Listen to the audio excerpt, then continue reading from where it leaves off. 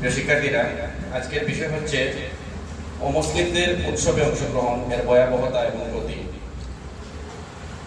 ইসলামী আকীদার অন্যতম একটি নীতি হচ্ছে আল ওয়ালা ওয়াল বারা। কথাটা ভালো করে তোমরা মুখস্থ করে নিবা, যারা শুনবা বারবার জপে মুখস্থ করে নিবা। ইসলামী আকীদা বিশ্বাসের অন্যতম নীতি হচ্ছে আল ওয়ালা ওয়াল বারা, অর্থাৎ যা ভালোবাসবো তা আল্লাহর জন্যই ভালোবাসবো, যা কিছু ঘৃণা করবো তা আল্লাহর জন্যই ঘৃণা করবো।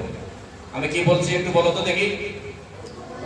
যা কিছু পছন্দ করব বা ভালোবাসবো সেটা আল্লাহর জন্যই ভালোবাসবো, যা কিছু ঘৃণা করব সেটা আল্লাহর জন্যই ঘৃণা করব। হাদিস শরীফে আছে আল হুব্বু ফিল্লাহ ওয়াল বুগদু ফিল্লাহ। একটি উদাহরণ দিয়ে শেষ করি।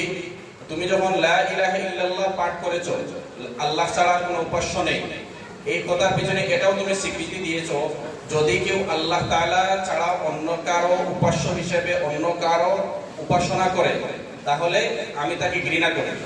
যেমন আল্লাহ তাআলাকে উপাস্য হিসাবে মেনে নিয়ে আমি যেভাবে তাকে মহব্বত করি, পছন্দ করি, আল্লাহ তাআলার উপাসনাকে আমি ভালোবাসি, এই কথার দ্বারা আমার স্বীকৃতি হয়ে গেছে আল্লাহ তাআলার উপাসনা ছাড়া অন্য কারো উপাসনাকে আমি ঘৃণা করি।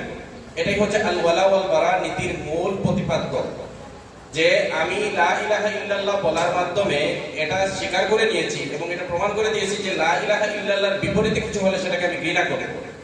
যেখানে আমাদের দেশে বিধর্মীদের উৎসবে সরাসরি আল্লাহ তাআলার সাথে শিরিক করা হচ্ছে, কুফর করা হচ্ছে, সেখানে আমার উপস্থিতি তো দূরের কথা, এমন কোনো কথা শুনলে আমি যেন নাউজুবিল্লাহ বলি। কি বললাম? অর্থাৎ কোথাও দুর্গাপূজা হচ্ছে শুনলে আমার প্রাথমিকভাবে যে কাজটা করা উচিত, উপস্থিত হওয়া তো দূরের কথা, আমি তৎক্ষণাৎ নাউজুবিল্লাহ মিন যালিক, যে আল্লাহ পাক রব্বুল আলামিন আর কিছু অন্য আমাকে অন্তত এটা থেকে বিরত রাখো। এছাড়া যে কোনো প্রকার শিরক, শুধু দুর্গাপূজার কথা বলতেছি না, আমাদের দেশে কিছু মাজার আছে যেগুলোতে অনেক প্রকার শিরকি কর্মকাণ্ড হয়ে থাকে, এমন কিছু হয়ে থাকলে সেখানে উপস্থিত হওয়া তো দূরের কথা, এমন কিছু শোনা মাত্র আমরা কি করবো? নাউজুবিল্লাহ মিন যালিক বলবো। কেননা আমি স্বীকার করে নিয়েছি আমি আল্লাহ পাক রব্বুল আলামিন ব্যতীত আর কারো উপাসনা করি না, করব না।